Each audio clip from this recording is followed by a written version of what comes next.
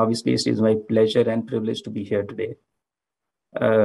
Goldmine, waste management. So I think, we've generally not used to, treating waste and gold together. But I think the pitfalls of the present system of the take, make, use, and dispose economic models, I think, they have run their life. And I think it was always evident, the pitfalls were evident, but I think these are now more and more aggravated. At its core, in a circular economy model, the intention is to completely design out waste from the system. So ideally speaking, there should not be any waste. The whole idea of waste does not exist in a circular economy model for economic sense to make. Now, to achieve this, the products are supposed to be designed to last. That's the first instance, that you should have a good design quality, good materials used for the product. So you optimize for a cycle of disassembly and reuse also at a later stage. That will make them easier to handle and transform or renew them. Now that is at the core. Now in the end, these tight product cycles, they differentiate the circular economic model apart from the disposal and recycling. There were large amounts of embedded energy and labor costs, which are involved in actually getting the product up there. They basically are conserved. They're not lost in the system. Now, the goal obviously is to preserve and enhance the natural capital by controlling the finite stock of resources which we have, and also balancing the resource flows. Now, there are obviously biological cycles and technical cycles. And obviously today, I think the focus of the discussion will be on technical cycles. The biological cycles more to do with the renewable resources like oceans and water flows and everything. But the technical cycles talk about products and components and how you remanufacture, reuse, recycle, and we actually deal with waste. Ultimately, the purpose obviously is to optimize the resource yields to an extent that you're circulating the products, components, and materials in use to the highest utility at all times in both the technical and biological cycles. And I'm actually quite privileged, to discuss the opportunities and challenges, and particularly, with respect to waste management, that we have a very experienced panel of speakers today, and who are sparing their time today to enrich us with the knowledge and experience. And I think I have the pleasure of introducing them. So let me introduce the speakers. We have Lawrence Lowe. Lawrence has spent 25 years leading Asia business units for global electronic companies. Now, in a twist of fate, as he says, now he was thrust into electronic waste recycling industry, effectively, literally meaning that he's cleaning up the waste he created. And he says that's his karma. And that's a great way to look at it. And most recently, he has been helping European companies navigate the extended producers' obligations or responsibility schemes legislation in Singapore, particularly for the e-waste batteries,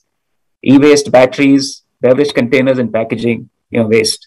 Now, his children obviously, they think it's pretty cool that their father is actually, making a living out of collecting rubbish. But that's a great way of inspiring your children, Lawrence. Then, welcome. Thanks for us. Thanks to be here with us today. Next, we have Taran Chhabra. Taran is a business analytics leader from New Jersey, USA, and he's helped several pharma and life sciences giants in America pivot their operational strategies, and to move towards a high growth path. Now, his zeal to question why comfort is undervalued and why natural materials are not being chosen for footwear industry led him the path to creating Neemans. I think we're so very glad, Taran, that you created Neemans. And I think Neemans is India's first footwear startup, crafting exceptionally comfortable footwear with the best of natural and recycled materials.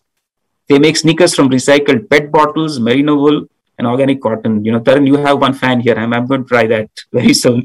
And, it's a great story there, Taran, and welcome joining us here today as well. Last but not the least, we have Rahul Podaar. Rahul is the managing director at Shakti Plastic Industries and has held eminent position. I think, the number of bodies, I think it's very difficult to actually list all of them out. But obviously, he's been on, thought leadership and policy initiatives with Niti Aayog, All India Plastic Manufacturers Associations, OPPI, which is the Plastic Processors of India, and obviously Plex Council as well, and many others.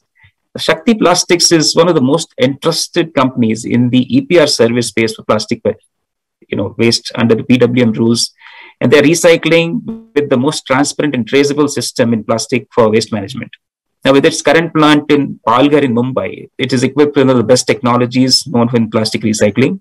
But they have plans, they're already off the ground in 10 plus upcoming recycling units across different states. And already, I think the installations are on in Gujarat, Madhya Pradesh, and Odisha. And obviously, they have conducted some 100 waste management training and awareness workshops. And, not the least also a lot of beach cleanup sessions and efforts. So much for a cleaner India. Rahul, thank you so much for joining us today. Let me just kickstart, with you, Lawrence. I think my first question to you would be, you see that the imminence and the urgency of, provisioning a sustainable ecosystem is kind of dawning on the world with some tremendous vengeance. I think, probably we've been sleeping for a while. And there's no longer, luxury in any, you can't afford any tardiness or neglect in this at this stage. But in this context, I think to catalyze a very speedy response, an effective response, what, in your experience or your suggestions on how governments and regulators should respond, particularly with respect to waste management in the circular economy? Yeah, hi, Jayesh. I think you're absolutely right. We need to urgently move to a more sustainable ecosystem before we reach the tipping point.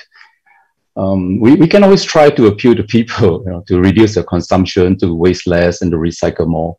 But in practice, we need governments to pass legislation so that companies and societies at large have both the incentive as well as penalties to transition to a more sustainable circular economy. Let me talk about two major waste challenges that we face today globally. Now, the first one is electronic waste, and the other one is plastic bottles waste. Now, one way we can solve this problem is through EPR, extended producer responsibility regulations. So this is where producers are legally obligated for the end-of-life waste collection and recycling. The United Nations Global E-Waste Report highlighted that the entire world, in 2019, just 2 years ago, we generated 53 million metric tons of e-waste, such as air conditioners, refrigerators, TVs, lamps, and IT devices. These are things that makes our life more comfortable and better. This is inevitable because of rising disposable income, higher consumption, shorter life cycle, and very few repair options. I think we all want the latest high definition TVs and iPhone 13, but this also means that more e-waste will be generated. So by the end of this year alone, we would have generated 58 million tons of waste. So one estimate is that there's approximately $60 billion US dollars worth of raw materials in all these e-waste combined. The very sad thing is that only about 17% of these e-waste are documented and properly recycled. A lot of this waste end up in landfill, contaminating both the land and the groundwater. So in India, the e-waste management rules, which was passed in 2017, it covers 21 types of e-waste. This is where the producers are made responsible for 20% of the waste generated based on sales, and this increases by 10% every 5 years. The producers' responsibility includes the end-of-life waste collection and to ensure that the waste are channeled properly to the authorized recyclers. So the other waste stream the other waste challenge that we face today globally is plastic bottles. So every minute right now globally, there's about 1 million plastic bottle waste that's being generated. So what that means is that by the end of this session, there are 60 million plastic bottles wasted out there somewhere on Earth. So globally, we generated a total of 1,300 billion waste plastic bottles every year. So assuming that there's 7.8 billion of us, that translates to be about 160 bottles per person, each one of us, 160 bottles per person per year. And sadly, more than 91% of that is not recycled, according to the Ellen MacArthur Foundation. So how do we solve this problem? So increasingly, a lot of countries are implementing deposit refund scheme. This is where there is a deposit value in addition to the sale price. The consumer gets this deposit refunded when he or she returns the bottle to a reverse vending machine. So in countries like Germany, Netherlands, and Norway, the collection rate is well over 90%. After the DRS legislation has been implemented. In Germany alone, the collection rate is 98%. So these are the gold standard for collecting back used plastic bottles. And in these countries, 9 out of 10 plastic bottles are collected and properly recycled and reused. So government regulations such as the EU single-use plastic mandates that the PET bottle must use 25% of recycled materials by 2025 and 30% of recycled materials by 2030. So it is legislation like this that provides incentive for companies to invest in PET recycling, because the legislation has created a market demand for recycled plastics. So these are two examples on how regulation can drive recycling and reuse so that we use less virgin material and we reduce sending waste to landfill and reduce plastic waste into our oceans. That's a great point, Lawrence, and I think particularly on reverse vending, and I think some of these newer concepts and ideas need to be embraced by the governments to really pivot the circular economy to a complete different level, because left to itself, I'm sure it probably struggles. But with that, I think this whole point on reverse vending and reverse logistics. Let me pivot to you, Taran. I think you're building a great platform in Neeman's, and but let me ask you, amongst the many challenges that you see in the circular economy, what is your view on this whole reverse logistics, particularly in the Indian context? Undoubtedly, this is the spine, right, of the whole economy. The circular economy will probably rest on the whole reverse logistics.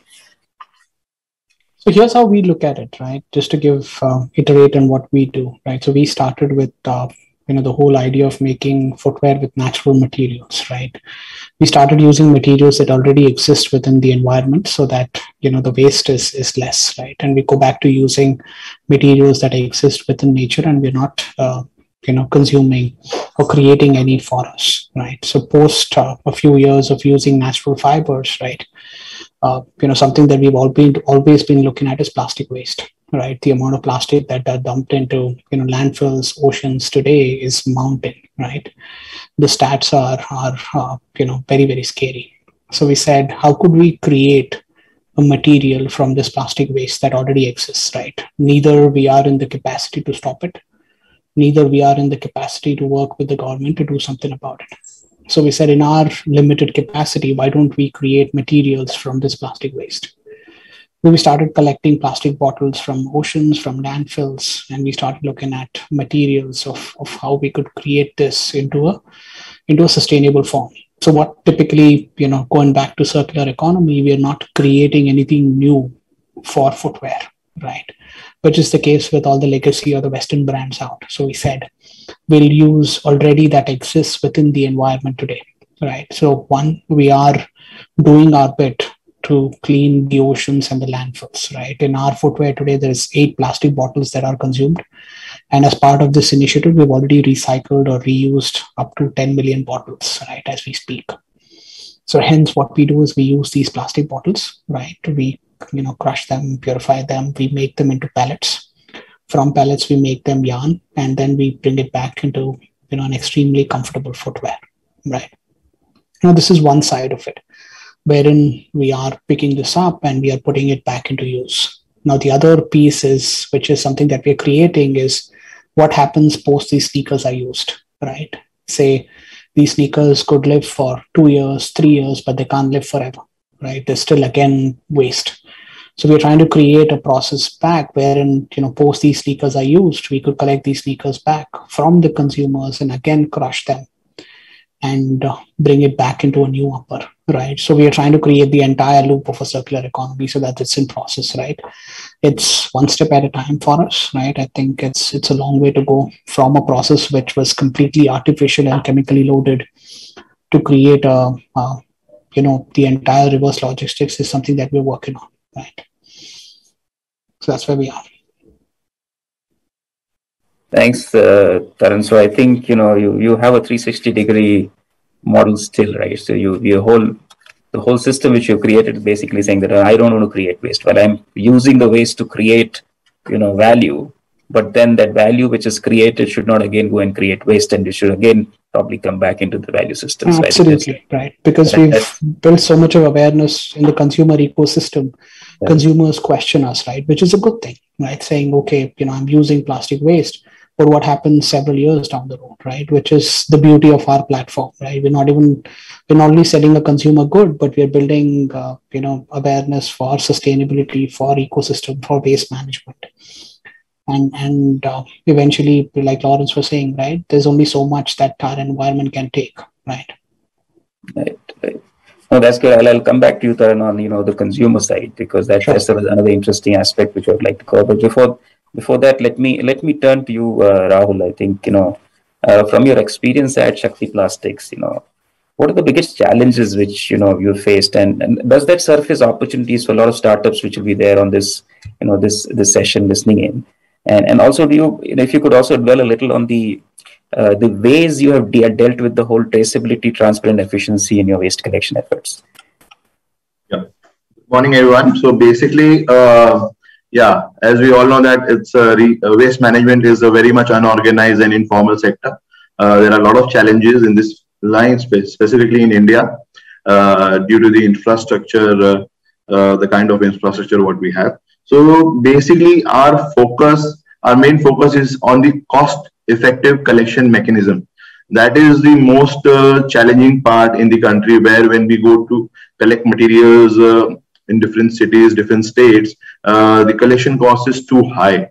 As we all know that, scrap is spread across the cities and states, and it's difficult to collect. It's all manual work. So we have developed a very robust collection systems across the cities, where we do tie-ups with municipal bodies, help them set up a MRF facility, which is called Material Recovery Facilities, where we collect material with help of the new technologies for waste segregations. Help kabadiwalas, rack pickers who are involved. We train them on the ground level how to collect, how to segregate, what are the benefits, how to improvise on the volumes of the waste per day, help them, to generate knowledge and funds through waste collection systems.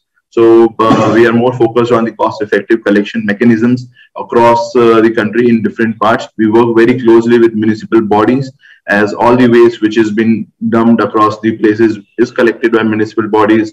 They get it at centralized place, and then from there, we have to segregate everything. So we grade all types of plastics like PP, HDP, LDP, PET, MLPs, and all. So and of course, we are working with brand owners under EPR compliance. We provide them services, one of the biggest service provider in the country. So traceability and transparency is the most important part of EPR activity in the country. It's not only about the collection and disposal, it's a compliance work. So the compliance is the most important part.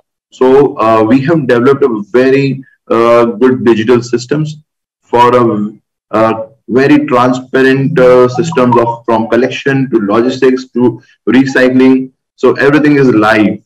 A company, a brand owner, a government body can see the movement of the vehicle, can see the traceability of the documents online. It's whenever the material is collected, it's transported, it's recycled, everything is clear, transparent. So we have developed a kind of digital systems where we have a specific login ID password for each company, each government body, where they can trace the collection, they can trace the qualities, they can trace the transportation, where it is going, when it is going, which is the transport involved, which are the agencies involved. So everything is very clear. So this is where what is required in waste management industry in the country, where all these stakeholders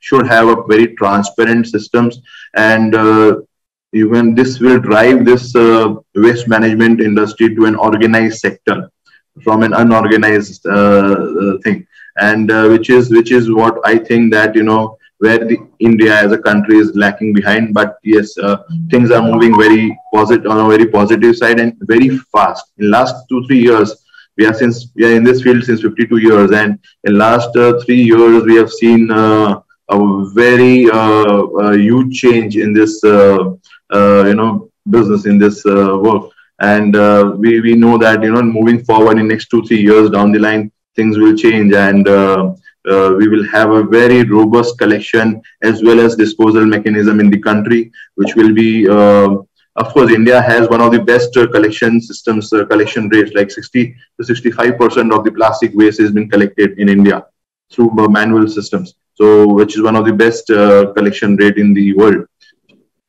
Of course, it will improve with time. It will improve, and we are on that job. Thanks, Rahul. I think 52 years is a great time. I think you saw it coming, way too early. Yeah, and I think the world is waking up to it, now. I think that's a great story. But let me ask you one more question, Rahul. Is that we heard Lawrence talk about this deposit and refund system, for reverse vending. And just you are so very involved on this whole policy side, right? With the government in various forums.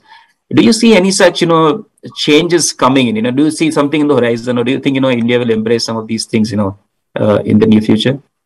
Yes, of course. See, basically, currently there is not much awareness on plastics. In last 2-3 years under Swachh Bharat PM Modi model, things have changed. But yes, with time, there are new generations coming on, school students, college. There are awareness sessions going on in schools, colleges, societies, households. So, people are getting aware that, the plastics have a value. If we can store newspaper at our home and sell it at 5 rupees a kg, why not we can store plastics and sell it at 20 rupees a kg?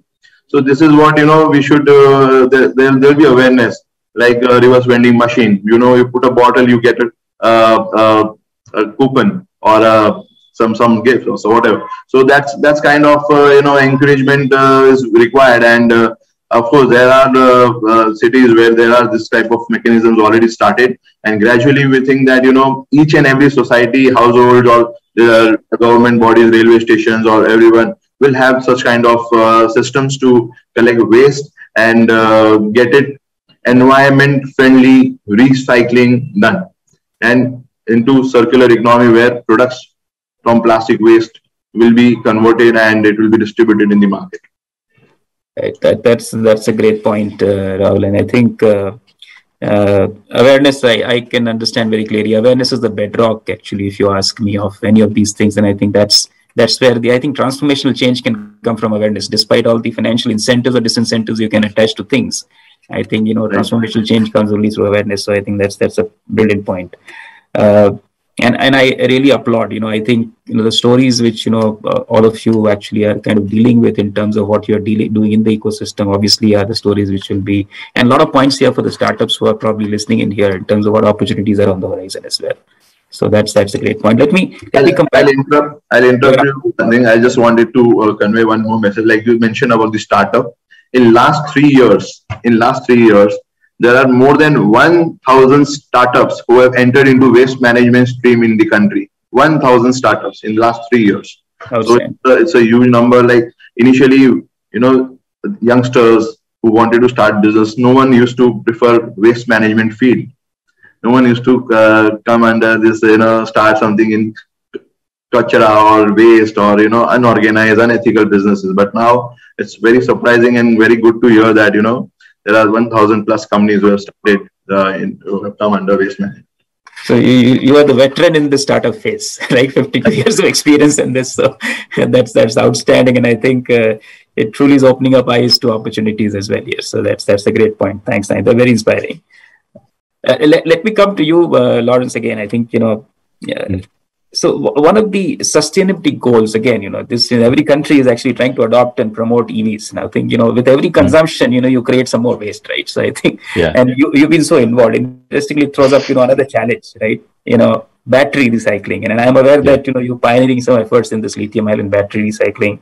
What is your take, your initial learnings, challenges, and, what do you think, policies should be done to promote this again? Because any pivot to anything else, will create some more challenges. Even Taran said, right? I create something from the waste, but obviously I would ensure that should not again create further waste. Yeah. Well, thank you, Jayesh. I need to provide some context. The number of EVs globally last year was about 11 million vehicles. Half of that is in China, and the rest in Europe and US. So according to the one McKinsey report, the global EV penetration rate is only about 2.8% as of last year. But also, according to another report by Bloomberg, by 2025, which is not too far from today, a lot of these vehicles will come to end of life, and there will be about 400,000 tons of lithium batteries that needs to be recycled. I mean, that's 400,000 tons. And there are valuable raw materials in these used end-of-life batteries, such as lithium, cobalt, nickel, and in addition to base metals like copper and aluminum. And according to one estimate, there's approximately about $1.5 billion worth of raw materials in all these batteries combined. And if you look at the latest cobalt price, which is about $53,000 per ton, and that represent the bulk of those value in those in the batteries. So the thing about e-waste recycling is that it's a very local in-country activities because of very strict trans-border shipment requirements governed by the UN Basel Convention rules. And so that's one of the reasons why battery recycling facilities are usually set up in the regions in which the cars are sold. In some countries, government have implemented legislation that makes the car companies responsible for the end-of-life EV battery. Each battery cell has a QR code. It can be tracked from the time it is manufactured to the time it is being scrapped. And this is also part of the EPR framework, as Rahul has spoken. It applies to batteries, e-waste, and to plastic waste as well. I think within India, the government has implemented the faster adoption and manufacturing of hybrid and electric vehicles, FAME for short. I think this provides incentive for buying electric vehicles. And this year, the government has launched the Go Electric campaign with a target of 15% of all vehicles to be electric by 2030 to reduce overall greenhouse gas emission. And in India today, there's about 250,000 electric vehicles on the road today. But about 80% of those are two-wheelers. And there's a draft legislation that's being looked at right now that will cover the EPR for battery manufacturers putting those battery products into the market. And this responsibility will also cover the battery waste collection, the take-back systems to meet the targets for the battery waste. So there are opportunities for entrepreneurs into this growing space for batteries recycling and repurposing. So repurposing meaning that these end-of-life batteries, which are no longer efficient for transportation purposes, these batteries can become backup batteries, energy storage systems. And if you combine these used batteries with solar panel, you essentially have a standalone power generation system. And this can be deployed to some of the more remote places like the villages. And this system can charge during the day, stores the energy in the used batteries, and can be an energy supply at night. And this can overall reduce the demand on the municipal power plant. So I think overall it is encouraging to see that the regulations are slowly catching up to ensure that we have a sustainable ecosystem, and even as we push for lower greenhouse gas emission targets. And that's where we are in terms of regulations for battery waste. That's great. And I think, as EVs actually become possibly the norm in the future, I think trying to think of a circular aspect around that consumption itself at the very initial stage actually makes things far more easier. Because I think the amount of PET bottles we've collected across the globe, without having thought of what to do with PET bottles when they actually were thrown out into the market to consumers, I think that actually aggravated the whole situation. I think, we woke up, but I think at every stage, I think if the product itself goes into thinking that, how do we think of bringing it back into the system or reuse or recycle, I think that will actually create, the right kind of awareness and also help think about the legislation which should actually, encourage that at the very initial stages. So I think That's a great point, Lawrence. I think it's interesting how this will again throw up more opportunities for recycling. Let me come back to you, Taran. I think we briefly spoke about the consumer choices there. In your previous when we were discussing this. What is your learning at Neeman's? And I think because you obviously have completely I think the consumer behavior with respect to recycled products. What is it that you think businesses who actually deal with this kind of products who are made from recycled products, which are made from recycled products, what should they really think in terms of how do they increase consumer awareness and adoption? And what are your challenges? What are your learnings also, right? Because it's a very interesting concept which you actually kind of threw into the market, right? Right. So it's been a plain field journey for us, right? I think when we started with natural materials, right, there was a lot of awareness on that material in itself because we started using with merino, which comes from Australia and New Zealand, right? And as and when we evolved, our last material was recycled plastic bottles or recycled plastic waste. Right. So it's been a work in progress, right? I think there's been a lot of work that we've done around the content marketing piece, right? There's been a lot of work with a bunch of people across the country, right? From startup founders to some major CEOs to celebrities to influencers. We've knocked every doors to spread the word for us on why, recycling waste is better, right? Because for, the common notion, even to, some very smart folks is when you're using a recycled material, it's tend to be cheaper, right?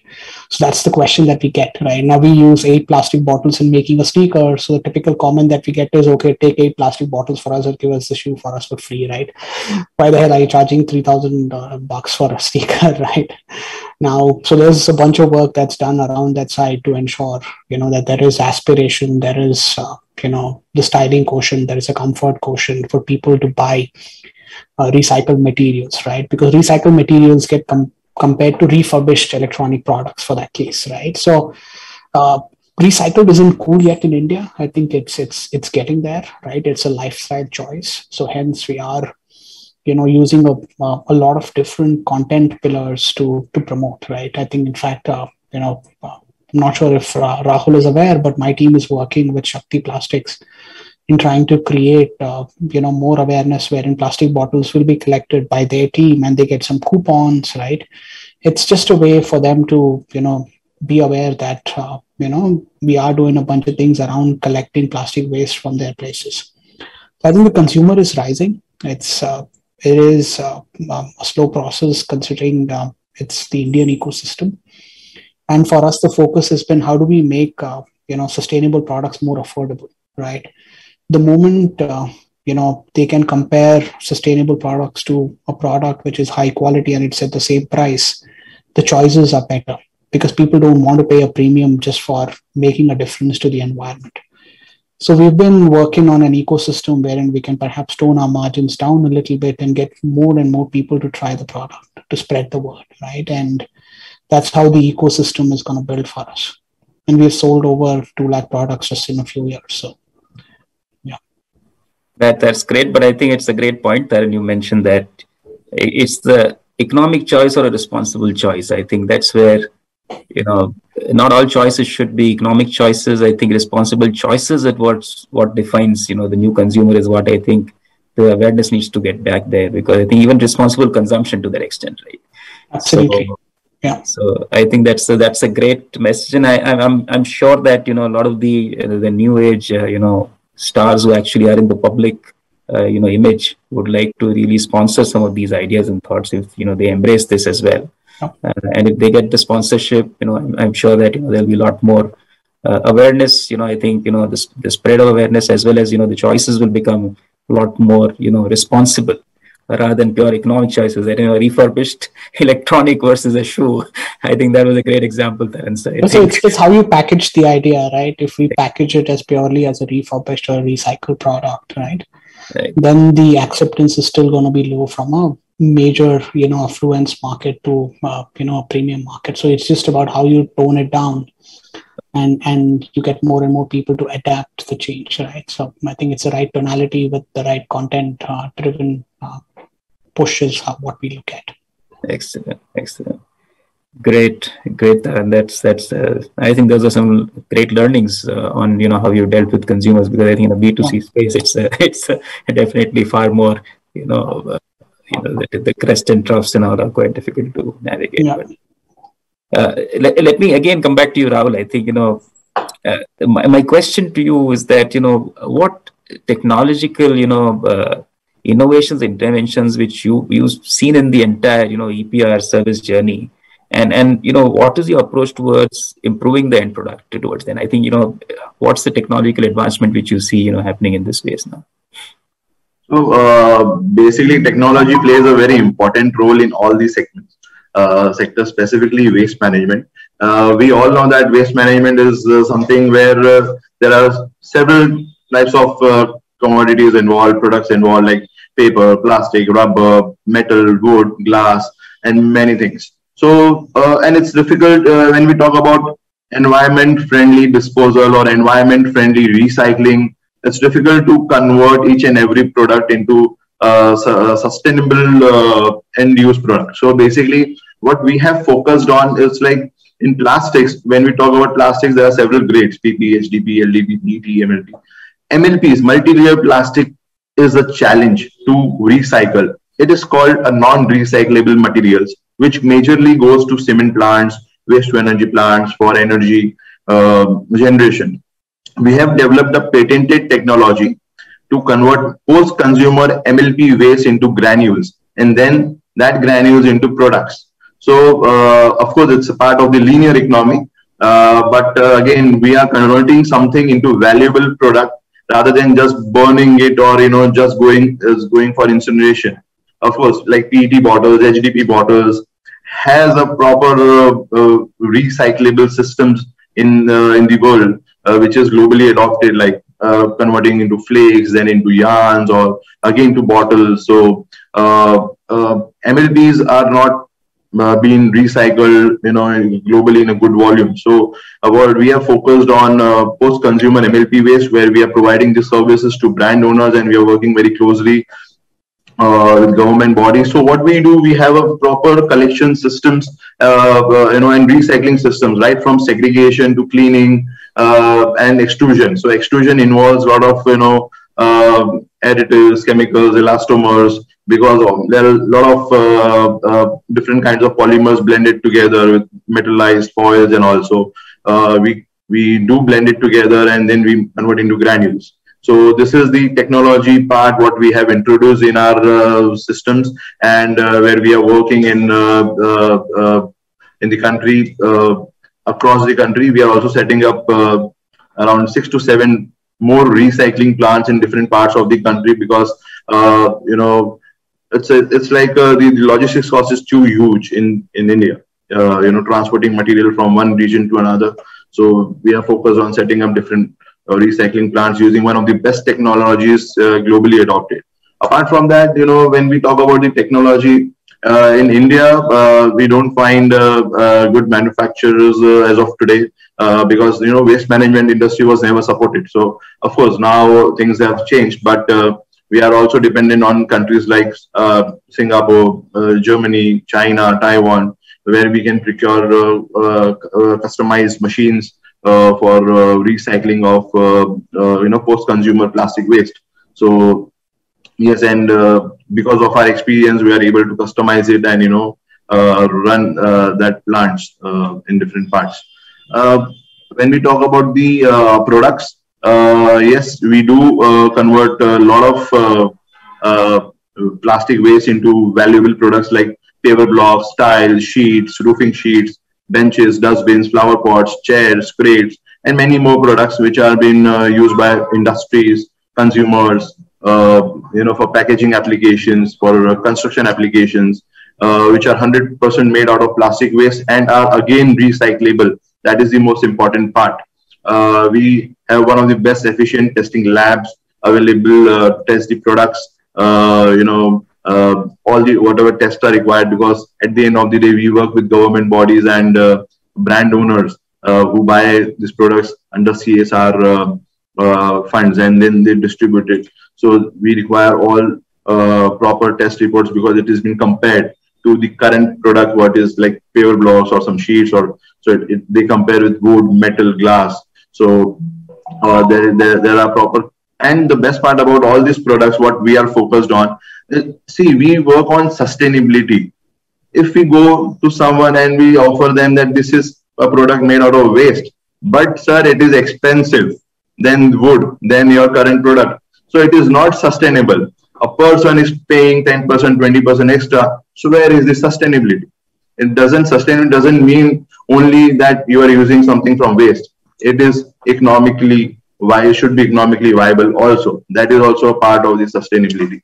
So our main focus is not to develop a product, but to develop economically viable product, which is 100% out of waste. So we are more focused on that. And in last 5-7 years, we have developed more than 40 to 50 products, and we are doing a lot of R&Ds and trials, and I think within next 1 year it will be above 100. So that is kind of systems and team we have with us. Oh, that's outstanding. I think you made the most pertinent point, that I think it has to be economically sustainable as well, right? Economic viability is the bedrock of anything. And if it's not economically viable, I think charity comes very difficult in the economic world. Right. So that's the point. And obviously, you made a great point that MLP is a burning issue, but burning MLP is not the answer. So that's an amazing way you put it. That you actually got found a way through innovation to basically deal with MLP, which otherwise would have even worsened the situation from an environment standpoint, right? You can't just burn the plastic, because that's adding fuel to fire. So. Yeah, basically, whenever I have been to a lot of landfills across the country in so many years. So whenever we go to landfills, we hardly find some PET bottles or HDPE bottles. It's all picked up. And there are good networks of scrap. Of course, the generation is huge, like Lawrence just mentioned. But still, due to the efficient systems, bottle can be picked up very comfortably by kabadiwalas. But you go to landfill, there are, as per CPCB data, there's 8 to 10% of plastic waste lying on the legacy waste, and it's all MLP. It's all MLP, nothing else. And no one picks up the chocolate wrappers, wafer wrapper, biscuit wrapper. No one picks up that, because it doesn't have a recyclable value. It doesn't have a sale value. So that is where we are focused, and that is what we know, that lakhs of tons is lying, and lakhs of tons will be generating every year. So there's no end to it.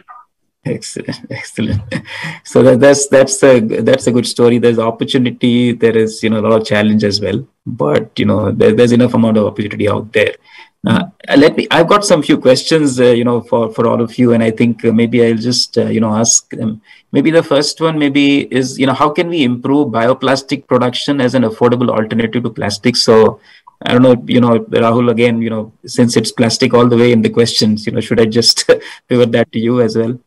Yeah.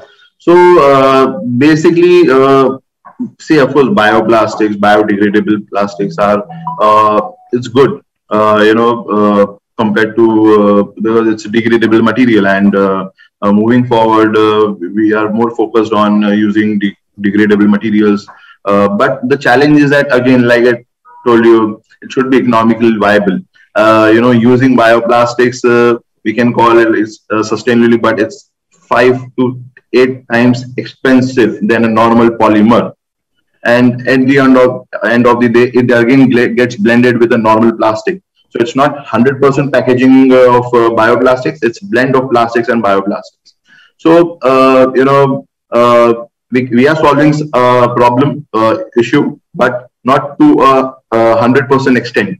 It is just 10-20%. So rather than shifting all these things to a different polymer and increasing our cost, I would advise, I generally speak about with the government bodies and propose on the policy that we should more focus on and we should give more efforts on the efficient collection mechanism and improving waste management infrastructure in the country, rather than shifting to other polymers and increasing the cost of packaging for brands, for packaging applications and all.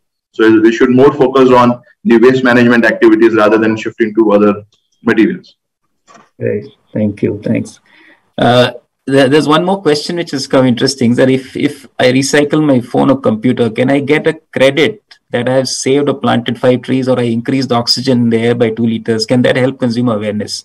So Taran, you want to just kind of, because it's more to do with, whether consumer will get enthused with something like this. So what we've been doing behind the scenes is we've been trying to measure the number of carbon emissions in the entire manufacturing process for us, right?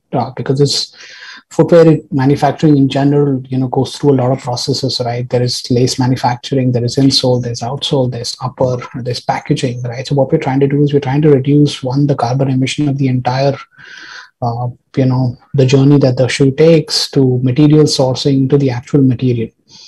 So we are in process of creating some kind of technology. It will be ready by the next summer or so, when we will be able to actually share the carbon that gets emitted, and the exact detail of, environment benefit that this shoe would have, right? And maybe they could see an entire video of how the shoes was made, right? So we're trying to, again, show them the entire process of plastic collection to, and plastic being consumed and converted into a shoe, to where it was made, to the carbon emission, to the amount of help that it will take. We already send a bunch of content around 8 plastic bottles being used, how they're making a difference, right? In fact, our thank you note is in the shape of a plastic bottle for us, right, today in our shoe, right? So there's a bunch of collaterals or content that goes when somebody purchases a shoe.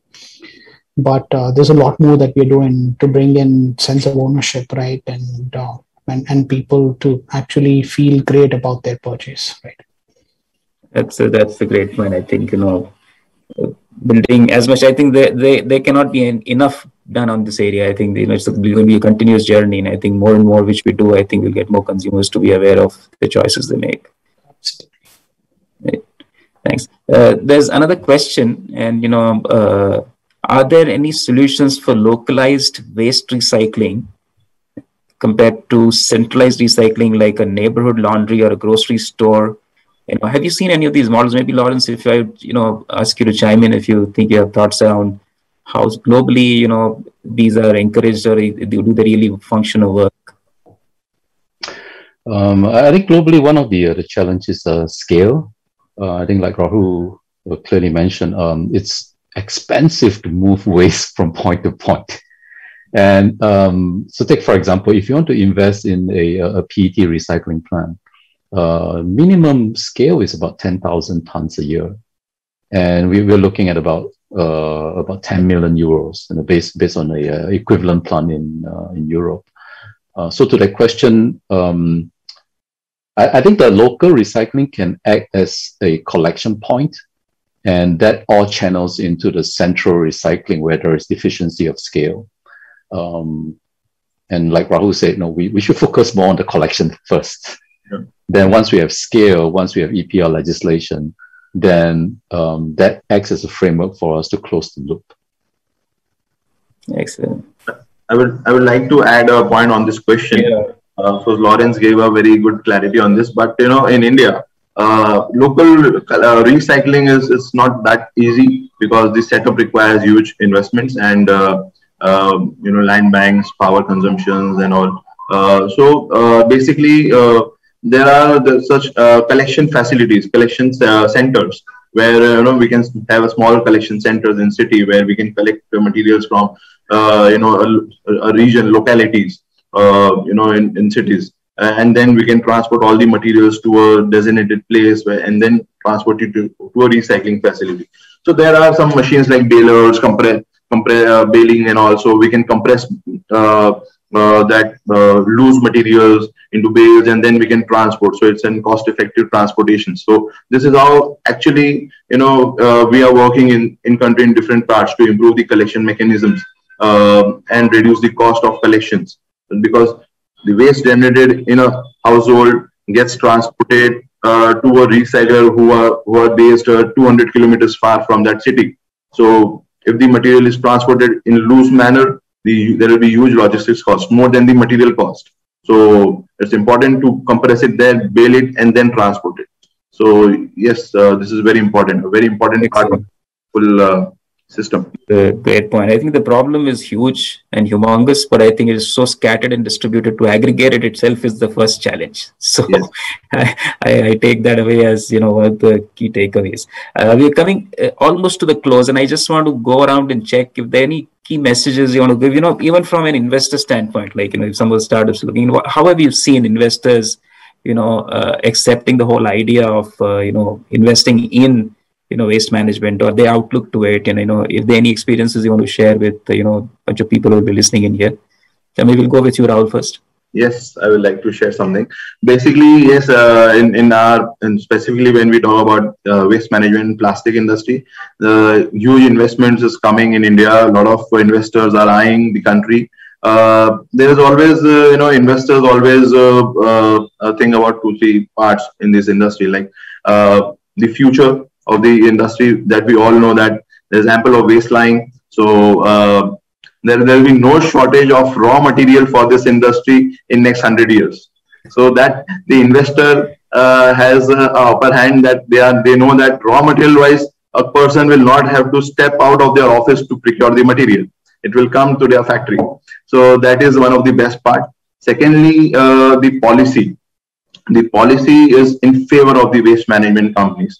Government is moving towards this support. Like there are a lot of plastic parks which are being introduced in the country. There are a lot of policies related to usage of products made out of plastic waste. So government will incentivize the products which are made out of plastic waste. There is a policy where they are introducing 20% of recyclable materials in the plastic products. So, this is how plastic granules recycling rates will increase. There will be more demand of recyclable materials. There will be more demand of recyclable products. So, gradually with time, we know that demand will be huge. Raw material is available ample. We just need to invest in technology part, in infrastructure support.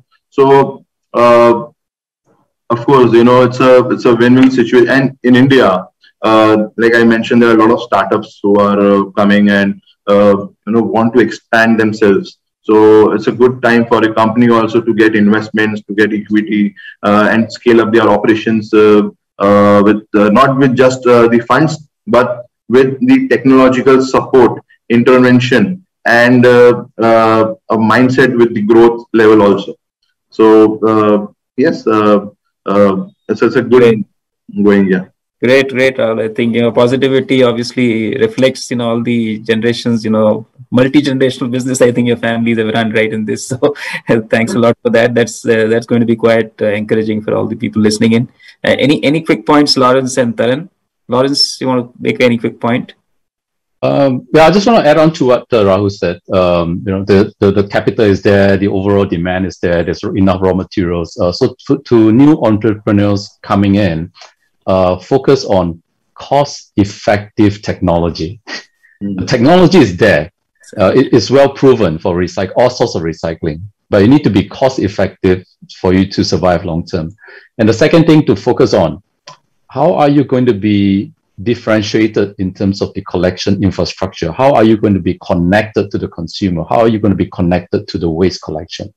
I think that will set you apart when you talk to your potential investors. Just my 2 points. Thanks, Lawrence. Taran? I think the ecosystem has evolved, right? If we look at global capital, I think there's plenty of capital that's available from global investors, right? I think the Indian ecosystem is still coming up to speed. The Indian investors have kind of stayed away from pure tech sustainable play, but there are enough capital sources coming in who are purely looking at sustainable ventures, right? So I think the time has changed from the last 3 to 4 years since I've been looking at capital, and now there's plenty of capital for the right business model, like Lawrence mentioned, right? It has to be to tap into a very, very deep market. It has to be affordable, right? That's the challenge that we as founders have to solve when looking at deeper penetrations and solving bigger problems, right? Great point. Thanks, Taran. And I think these are excellent points, and I'm sure I have really learned a lot today. And thanks to all three of you for sharing your insights. You really are, neck deep, or I would rather say underwater, with all the stuff which you're doing. So obviously it all shows in all what you stated. Last but not the least, I don't know whether I should take the liberty, Rahul, of wishing you happy birthday, because I can see the background. Yeah. So, happy birthday, Rahul. Happy birthday to you, Rahul, and we are happy to share this moment with you as well today. So thank you so much for spending the time, guys. Lawrence, Taran, Rahul, and I'm sure this is going to be very insightful. I'm sure the recording of this will be made available as well, so people can listen in. And but it's really been very enriching. Thank you so much. On behalf of TIE, I really like to thank all of you for being part of this session.